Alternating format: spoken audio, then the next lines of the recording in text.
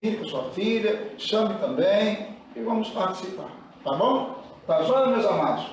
Bom, aí está aqui, exposição do livro de Malaquias, o amor do Senhor por Jacó, né? A gente vai explicar isso daqui, tá? Porque nós colocamos um tema, mas o assunto é mais amplo do que o tema que eu coloquei, é mais amplo, né?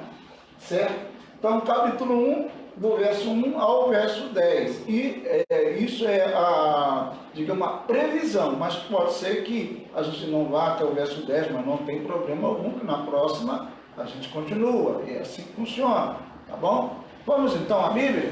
Quem gosta de Bíblia aí, tá? Vamos à obra aí, tá? Vamos lá.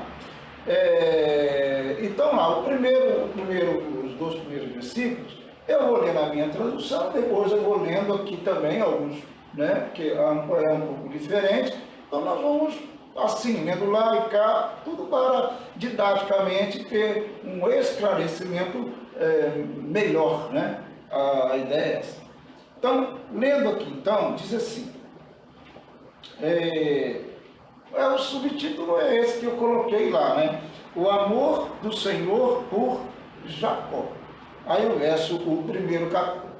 primeiro verso diz: sentença pronunciada pelo Senhor contra Israel, por intermédio de Malaquias, certo? Detalhe aqui que aí vem a questão introdutória, né? Então vamos lá. Malaquias, o profeta, ele profetizou no contexto do Império Persa, né? E ele fez isso no tempo do rei Artaxerxes, que é filho de Xerxes, que começou a reinar mais ou menos de 465 até 423 a.C., certo? E o profeta Malaquias situa-se historicamente, alguns vão datá-lo de 445 ali, muito no contexto de Neemias, contemporâneo de Neemias. Outros vão colocá-lo um pouco depois, por volta ali de 435, 30, mas mesmo assim ainda no contexto ali de Esdras e Neemias, tá? Pode-se dizer. Então é o seguinte, esse é o período histórico que ele surge. Então, quando ele surge, né, aparece como profeta, nós já temos o segundo templo construído, porque o segundo templo foi construído em 520 a.C., terminado, né, começou em 520, mas ele terminou em 516, 515, né, antes de Cristo. E os muros, né, também. Então, quando Malaquias ele chegou para profetizar, Judá já tinha, né, o templo, né, a cidade estava bem mais estruturada, inclusive com a construção do templo que fora feito com Neemias, por volta do ano 444, 445 a.C. Tudo aqui é antes de Cristo, tá? Então, historicamente, esse é o contexto. Então, ele chega nesse momento. Só que ele chega num momento em que o povo está muito, digamos, relaxado em relação à obra de Deus, os cuidados com o templo do Senhor, relaxado em relação aos sacrifícios, né? A Deus, inclusive fazendo sacrifícios,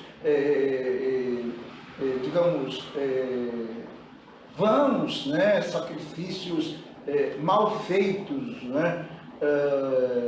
Entendeu? Infelizmente, usando animais que não eram para usar, animais com defeito, muito fingimento entre os sacerdotes, né?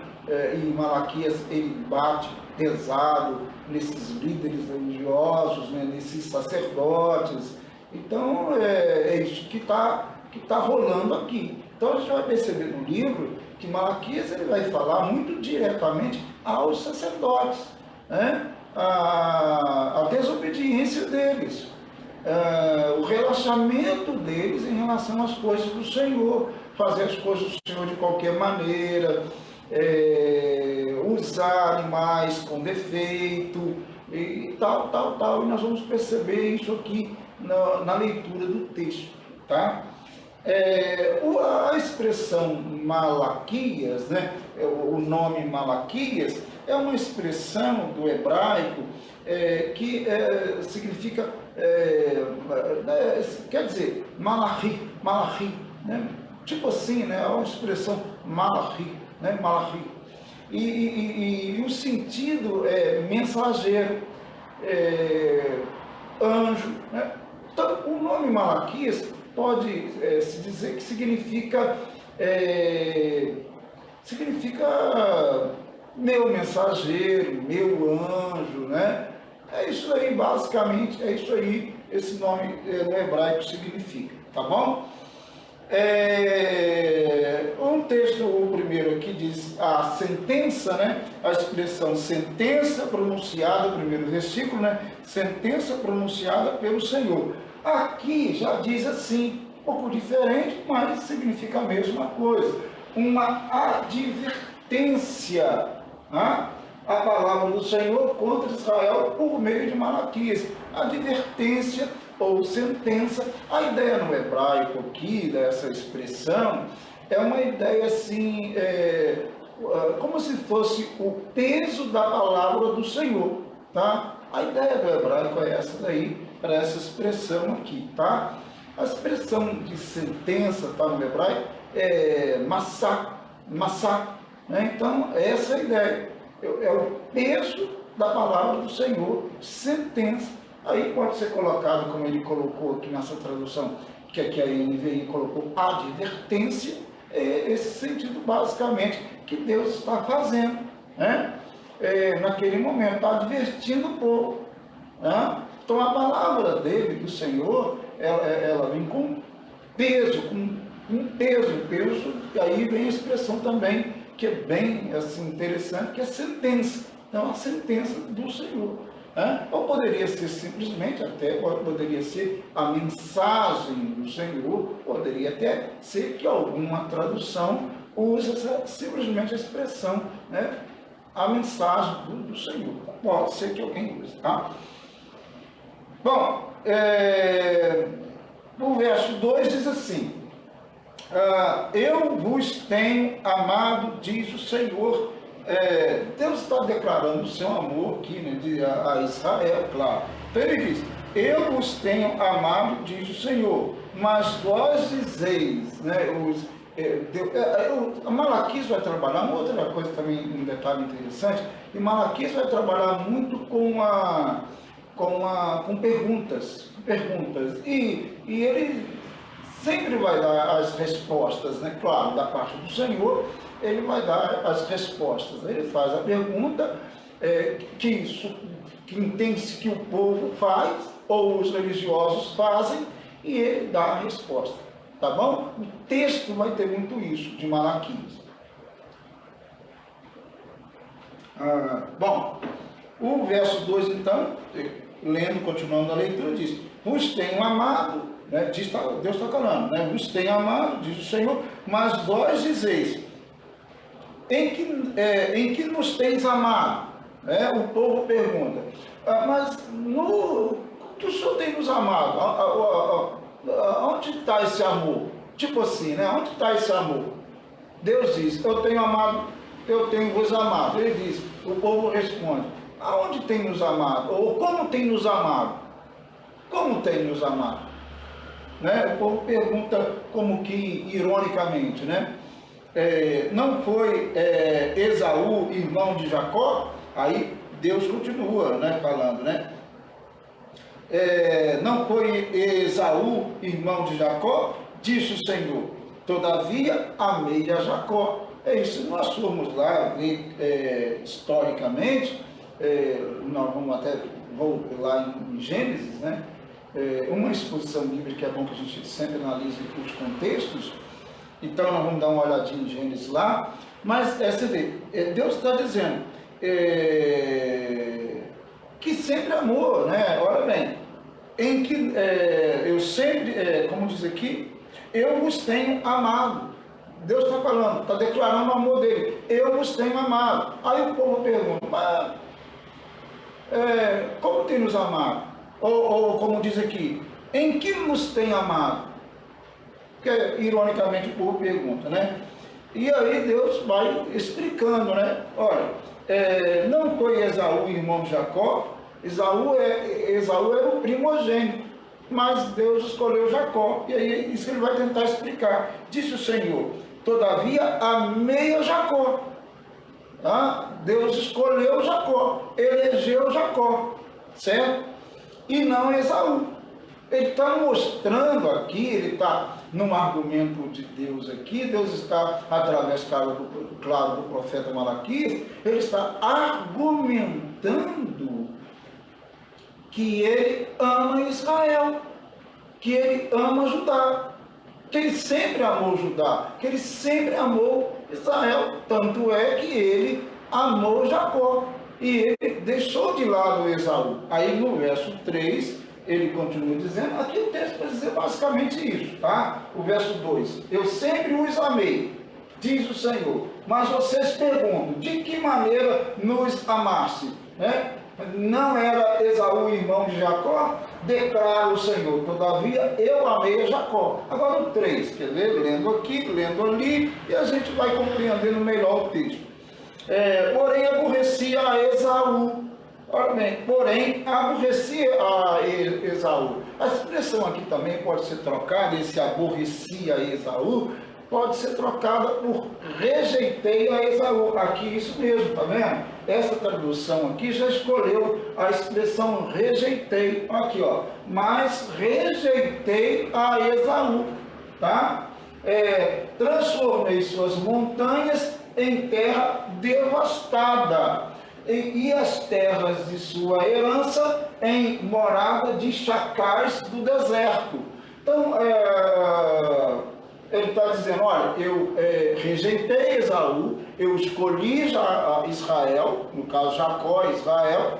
Todo mundo sabe que o nome Jacó foi mudado para Israel, e Israel então ficou sendo o nome do povo de Deus, né? O povo escolhido, o povo eleito, né? E todo mundo sabe disso. E nesse sentido está colocando aqui, que ele escolheu, elegeu Jacó, elegeu, escolheu Israel e rejeitou Esaú, né? As suas montanhas, as montanhas de Esaú, no caso, é lógico que aqui nós vamos entender depois aqui pelo texto que fala-se, aponta-se para Edom, né? Isso tudo aqui vai ser devastado, vai ser consumido, destruído, tá? Deus não vai permitir com que Esaú ou os descendentes de Esaú tenham sucesso, até porque esse povo tornou-se chamado também edomitas, né? Esaú no hebraico, a expressão é cabeludo, porque ele era cabeludo mesmo, né? Ele já nasceu com cabelos, né? Bastante cabelos, né? Esaú. Então a expressão do hebraico Esaú é cabeludo, e Edom é vermelho, né? E aí lembra-se da questão lá do vermelho, né? Até mesmo da atitude de Esaú lá, quando ele fez lá um chamado guisado para poder ali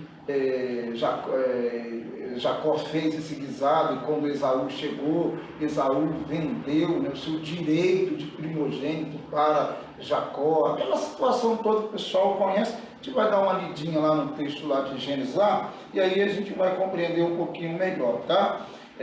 Mas vamos ler o 4 aqui, a gente vai lá em Gênesis dar uma lidinha lá, tá? Aqui diz assim o verso 4: se Edom diz, fomos destruídos, porém tornaremos a edificar ruínas. Quer dizer, Edom foi destruído, né? Edom diz assim, é como se Edom dissesse assim, os edomitas dissessem assim, os descendentes de Esaú dissessem assim, né? Fomos destruídos, porém tornaremos a edificar as ruínas. Então diz o Senhor dos Exércitos, eles edificarão, mas eu destruirei, e Edom será chamado terra de perversidade, e povo contra quem o Senhor está irado para sempre. Ou seja, a partir do momento em que os edomitas se tornaram inimigos de Israel, consequentemente, Deus também tornou-se o seu inimigo. Basicamente isso, tá? Mas vamos dar uma lidinha lá em Gênesis 25, do 23 ao 26, tá? A gente vai lendo e nós vamos entendendo, né? E você vai lendo aí também, lógico, né? E acompanhando o texto aí para você também entender, certo? Então, Gênesis 25, do 23 ao 26, tá bom? 26, tá certo? Encontraram? Gênesis 25, do 23 ao 26.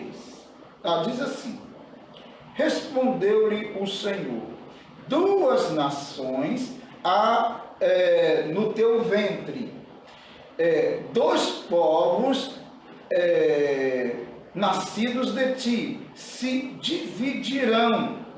Isso aqui, né, está falando aqui com Rebeca, né, a esposa de Isaac, né, porque todo mundo sabe que Jacó e Esaú são filhos de Isaac, né. Então, aí está falando, né, está falando para a Rebeca aqui, para, claro, né, Isaac, né. Respondeu então o Senhor, duas nações, ou seja, os israelitas e os edomitas, né? Há no teu ventre dois povos nascidos de ti se dividirão, um povo será mais forte que o outro, e o mais velho servirá ao mais moço, ou seja, Esaú nasceu primeiro, mas ele, no caso era o primogênito, mas ele iria servir a Jacó. É isso que está dizendo aqui, certo? Isso aqui é uma profecia, né, feita. Cumpridos os dias para que desse à luz, eis que se achavam gêmeos no seu ventre, né? No caso, gêmeos Jacó e Esaú. Tá? Saiu o primeiro ruivo, todo revestido de pelos, por isso lhe chamaram Esaú, cabeludo, né? Por isso. Depois nasceu o irmão, segurava com a mão o calcanhar de Esaú, ou seja, Jacó nasceu segurando com a mão o calcanhar de Esaú. Aí, por isso ele também vai receber um nome de Jacó, que lá, se buscar a origem, ele vai significar suplantador, né? É um dos significados, né? Alguns colocam logo, né, claramente, enganador, né? Mas outros colocam suplantador, né? Bom, isso daí. Aí, olha bem, depois nasceu o irmão, segurava a mão, o calcanhar de Esaú. Por isso lhe chamaram Jacó, né? Essa ideia, né? Jacó no hebraico é aquele que segura o calcanhar, né?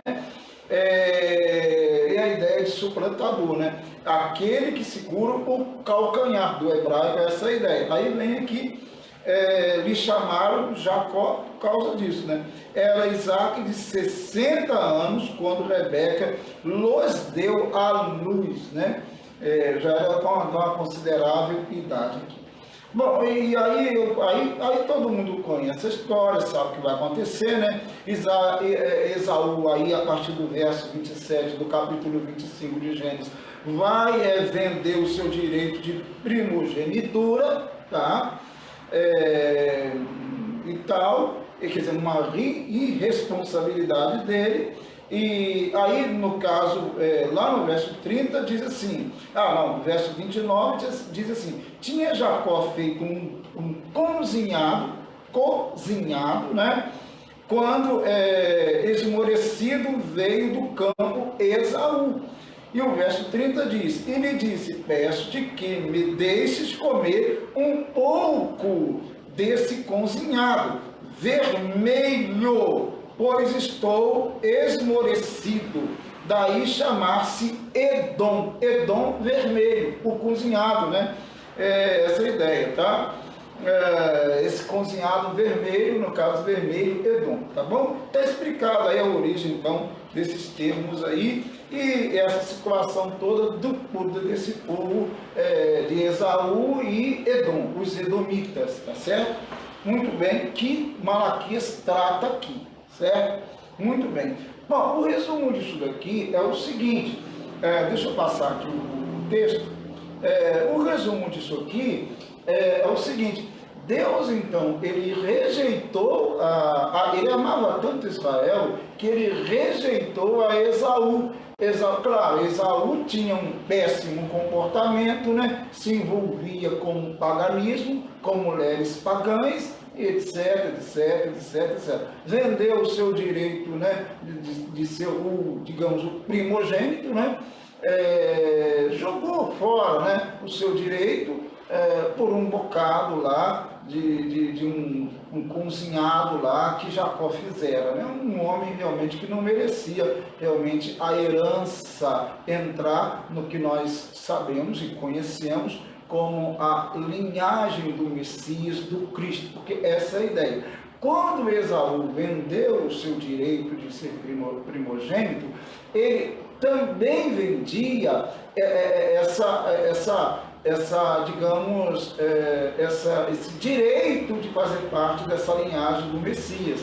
O sentido é esse, embora no texto não está isso, mas é claramente colocado isso, porque quem foi escolhido foi Jacó, que depois teve o nome mudado para Israel. E aí vem os israelitas, e dos israelitas sabemos muito bem que vem o Messias, o Cristo, Filho de Deus. Muito bem, é isso aí. Então tá. Então aqui nós vamos ler nessa tradução o 4 e o 5, já lemos o 4, nós vamos ler novamente aqui o 4 e o 5, que diz assim, embora Edom afirme, fomos esmagados, mas reconstruiremos as ruínas. Quer dizer, é um diálogo, né, que acontece, né? Ele diz, olha, Deus, nós somos esmagados, destruídos, mas nós vamos reconstruir, tá? Aí, assim diz o Senhor dos Exércitos, aí Deus vai falar, né? Podem construir, mas eu demolirei, quer dizer, eu vou destruir novamente vocês, tá? Eles serão chamados terra perversa, porque Edom era perverso. Há uma população perversa, há uma população pagã ali, idólatra ali, com vários e vários deuses, e se constituiu ao longo dos anos inimigos, os edomitas, né? Inimigos de Israel, certinho? Então eles serão chamados terra perversa, povo contra quem o Senhor está irado para sempre. Porque os edomitas, né, como eu já disse, descendentes de Esaú lá, eles arrumaram problemas com Israel, né? E quando Israel voltava do Egito, né, por exemplo, eles foram um dos que deram problemas, né, causaram problemas, né, dificuldades para Israel. E vai embora, né? E Deus, logicamente, viu essa maldade do coração dos edomitas, né? Que eles deveriam, se pensassem bem, eles deveriam ter ajudado os israelitas, até porque eram, digamos, parentes, né? Certo? Muito bem, então o verso 5 diz assim, eu vou ler aqui e vou ler ali, o verso 5. Diz assim, os vossos olhos o verão, e vos direis, grande é o Senhor, também fora dos limites de Israel, né? Quer dizer, os edomitas serão inimigos de Israel para sempre, Deus vai permanecer irado com eles. E aqui, no caso, nessa introdução, no verso 5 diz, vocês verão isso com os próprios olhos e exclamarão, né? Verão o que Deus vai fazer com eles, né? Eles vão tentar se, digamos, se erguer-se, né? Vão tentar se levantar como nação, como reino, como povo, mas Deus está dizendo, vocês vão ver isso, tá? Vocês verão isso com os próprios olhos, ou seja, vocês vão ver que vocês vão lutar, é aquele negócio, aquele ditado, né? Vão nadar, e vão morrer na praia, não vão conseguir sucesso, né? Porque vocês foram inimigos do meu povo e se constituíram meus inimigos, tá? É como se Deus estivesse falando exatamente isso. Vocês verão isso com os próprios olhos e exclamarão, grande é o Senhor, até mesmo além das fronteiras de Israel. Ou seja, além do Senhor dominar Israel, Ele também, né, ainda que ironicamente eles falassem ou usassem expressões assim, eles iriam reconhecer que Deus é o Senhor dos exércitos, é o Todo-Poderoso, além dos limites do território de Israel. E aí a gente vai fazer uma leiturazinha aqui, em Jeremias, eu acho que Jeremias vai nos ajudar um pouquinho aqui também. Jeremias 25, 9, 21.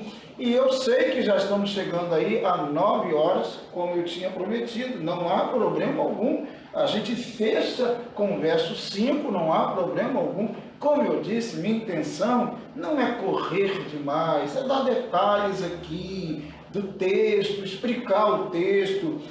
Por isso que é uma exposição bíblica, tá?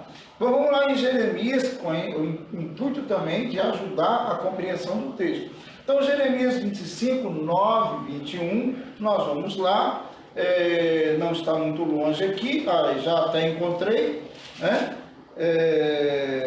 Já encontrei, isso mesmo, né?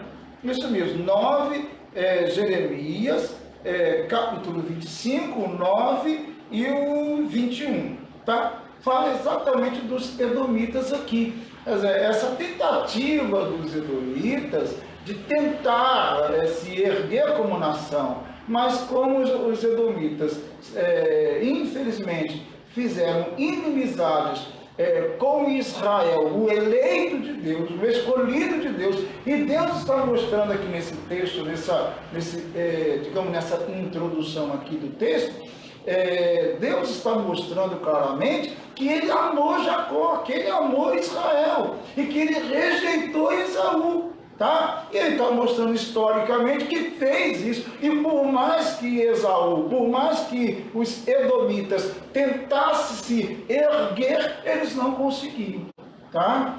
É isso daí, porque infelizmente eram rebeldes, eram idólatras, eram desobedientes e queriam o mal de Israel. Agora o verso 9 e o verso 21, e a gente termina, eu vou ler agora em Jeremias, tá? Capítulo 25, verso 9, verso 21. Vamos lá.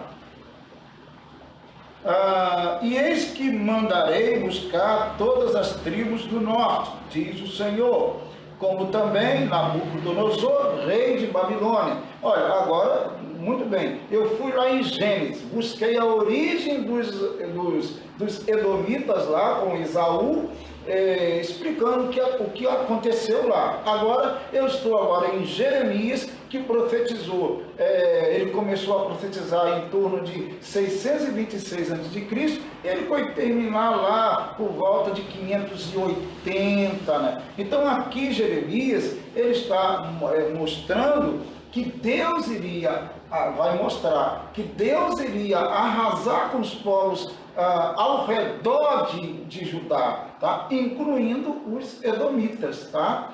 Certo? Que eram inimigos, que eram pagãos, que eram idólatras e que eram inimigos de Israel. Aí, então diz aqui o verso 9: eis que mandarei buscar todas as tribos do norte, diz o Senhor, como também a Nabucodonosor, rei de Babilônia, meu servo, e os trarei contra esta terra, contra os seus moradores e contra todas estas nações em redor, e os destruirei totalmente, e os porei por objeto de espanto e de assobio e de ruínas perpétuas. Então Jeremias está profetizando não só a destruição de Israel, que isto iria acontecer, como aconteceu, ele está dizendo isso lá, aqui, e lembrando que essa questão de Malaquias está há mais ou menos mais de 150 anos depois de Jeremias, é bom que entendamos isso, tá? Mas eu estou voltando para explicar que já era profético a destruição dos povos em redor ali de Judá, certinho? Por isso que eu estou voltando. Por isso que aqui diz, e contra todas estas nações em redor. E no verso 21 diz assim, aí vai fazendo uma relação das nações que serão destruídas, que serão aniquiladas. E quem que está aqui? Verso 21, a Edom, a Moab e os filhos de Amon, ou seja, os edomitas, os moabitas, os amonitas, essas nações e outras tantas seriam destruídas. Tá? E todas elas eram inimigas de Israel. Parece até que é igual o tempo que nós vivemos hoje, né? Onde todos ali, praticamente todos em torno de Israel, são inimigos dele, né? Querem o mal dele, querem a destruição dele. Certinho? Muito bem. Aí agora eu volto para Malaquias, só para fechar então, eu volto para Malaquias, que eu já disse, situa-se por volta do ano 430, 35 a.C., tá bom? E aí a gente termina no verso 5 com isso que foi colocado, tá? Vocês verão isso, quer dizer, os edomitas vão ver isso, porque eles vão tentar se reerguer, mas eles não vão conseguir. Agora Israel não. Israel passou pelo momento difícil, passou ali 70 anos no cativeiro babilônico, depois agora no Império Persa ele está reerguendo, ele teve a reconstrução do templo, a reconstrução dos muros, então Jerusalém está novamente tendo, digamos, prosperidade e crescimento. E só que aí Deus vai chamar a atenção agora com Malaquias, desses israelitas, desse povo, e ele está mostrando para esse povo que ele realmente os amou. E ele está mostrando, provando historicamente, né, pela sua própria palavra, que ele os amou, que ele escolheu Israel, que ele elegeu Israel e que eles tinham um compromisso com Israel. Mas os israelitas estavam desobedecendo a Deus, estavam praticando cultos, os rituais, né, totalmente fora daquilo que a palavra de Deus estabelecia, que a lei estabelecia, né? Estavam fazendo tudo relaxadamente, e sobre isso nós vamos estudar, se o Senhor Deus permitir, no próximo encontro nosso, tá bom? Certinho? Aí nós vamos estudar essas, digamos, a reprovação que Deus faz, né, aos sacerdotes, tá? Ele vai reprovar as atitudes dos sacerdotes, dos líderes de Israel, porque eles são pessoas hipócritas, fingidas, que estavam oferecendo animais defeituosos ao Senhor, naquele sacrifício que existia, claro, isso no contexto do Antigo Testamento. Tá bom?